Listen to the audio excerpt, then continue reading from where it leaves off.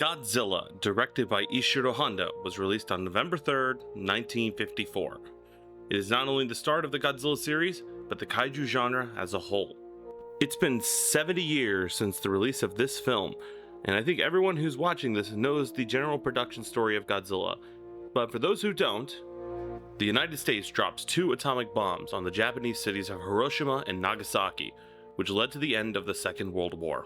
Over the following years, the US, having occupied Japan at this time, censored media heavily, leading to the ousting of several people connected to the production of propaganda films.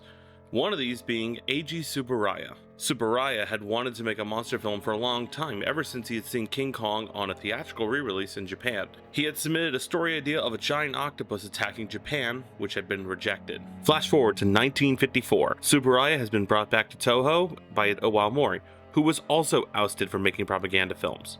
In March of 1954, the fishing ship Daigo Furukyu Maru, also known as the Lucky Dragon No. 5, was downwind of the Castle Bravo nuclear test at Bikini Atoll in the Marshall Islands. The ship's entire load of fish and its crew were covered in radioactive ash, leading to radiation sickness and poisoning and even the death of one of the crew members.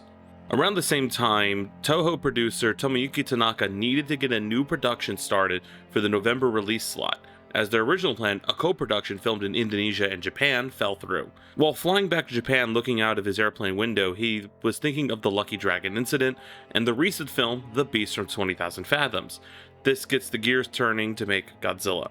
From here, Tanaka gets Shigeru Kayama to write the script, and you know the general plot of Godzilla.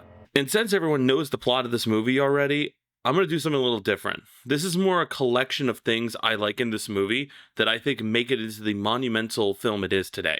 Right off the bat, this movie has a fantastic opening sequence. Having the Lucky Dragon No. 5 incident occur just a few months prior to the release of this film, alluding to it makes it really impactful to the audience. But interestingly, according to Honda himself, it was not the intention, stating putting a real-life accident into a fiction story with a monster would not be appropriate. Instead, it became a matter of the feeling I was trying to create as a director, namely the invisible fear. The creation of the atomic bomb had become a universal problem.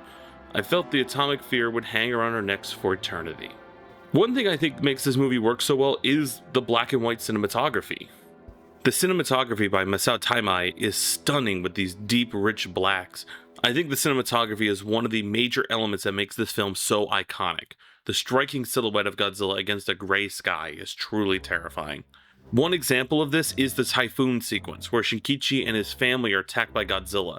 The deep contrasting light mixed with the dark sequence is really incredible. One interesting aspect is the connection between American monster movieisms and Japanese culture through the course of the movie. A prime example is during this typhoon sequence. In the commentary for the Criterion box set, David Callett mentions how Masaji is being hunted by a demon, saying this. Notice that poor Masaji, the unlucky fisherman, is killed. He was the sole survivor of the second fishing boat destroyed by Godzilla. It's more than a mere ironic death. It's a sign that once you've come into contact with Godzilla, you're doomed.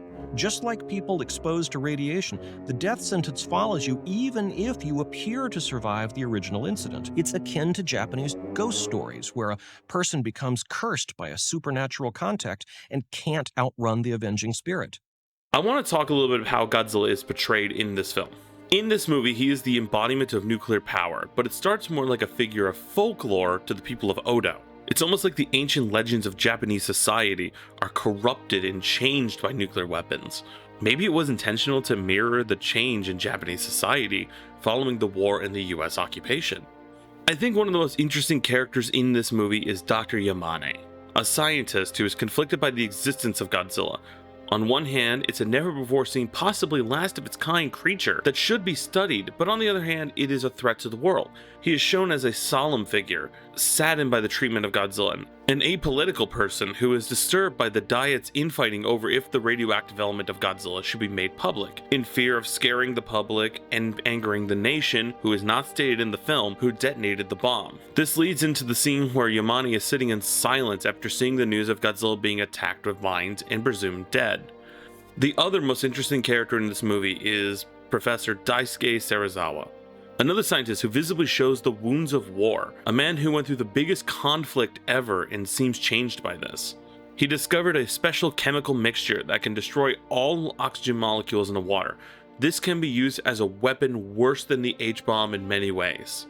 Serizawa keeps it secret until he can find a positive use for it, and not as a weapon. Serizawa is put into an impossible scenario. Let Godzilla continue its rampage, or reveal this chemical in order to stop Godzilla, and then have a weapon worse than anything seen before, even worse than Godzilla in a lot of ways.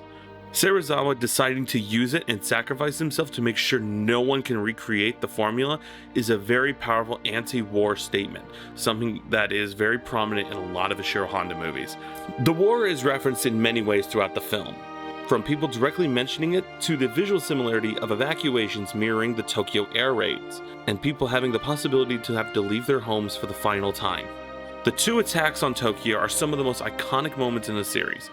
Referenced and copied so many times, these sequences are the blueprint for the entire giant monster genre and why it's still popular. There was stuff before, but this changed how the world sees Monster on the Loose movies. The Tokyo sequence is horrifying, it's incredible. I could go into great detail about pretty much every moment of Tsuburaya and his entire team's work in this sequence, so I'll just go over a few of my favorites. This shot features some incredible compositing of the people in the windows alongside the puppet head of Godzilla.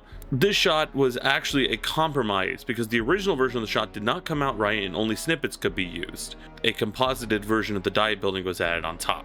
The visually stunning moment of Godzilla crashing through an electrical tower and then melting them into a pile of twisted steel. This is the first time in the movie we get a good look at Godzilla and the full silhouette of the creature is revealed. Speaking of which, the monster design is very classical in this. A mix of lizards and contemporary dinosaur designs. The blank expression on its face is fascinating, showing that this thing doesn't really seem to have that much emotion. The jagged skin that is reminiscent of atomic bomb survivors is an interesting choice, another character with a permanent reminder of conflict and violence. Godzilla's need to attack Japan is never stated in the movie, but it can be inferred as just malice and hatred of the human race. Godzilla is inflicting this violence just because it can. The ancient creature of legend seemingly modernized for the age of nuclear weapons, possessing a heat ray capable of melting any defense people have. But at the same time, a lot of the crew and several audience members feel bad for the monster at the end. Why is that? In the movie, Godzilla is almost a tragic character in a lot of ways. In the words of Ishiro Honda again, monsters are tragic beings. They are born too tall, too strong, too heavy. They are not evil by choice. That is their tragedy. Godzilla is a creature that was mutated by man into an abomination.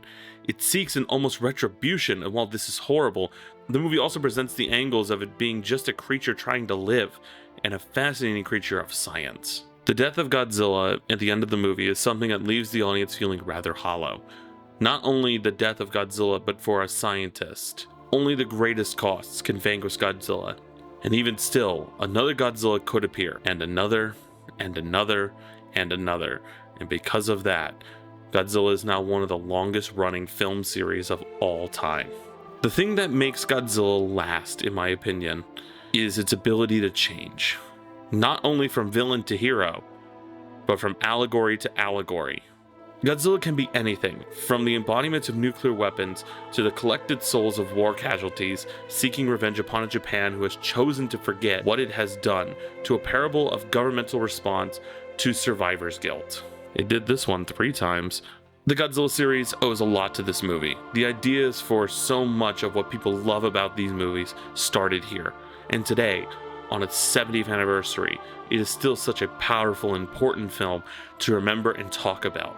That is Godzilla. I hope you enjoyed, and I hope you learned something. And I'll see you next time.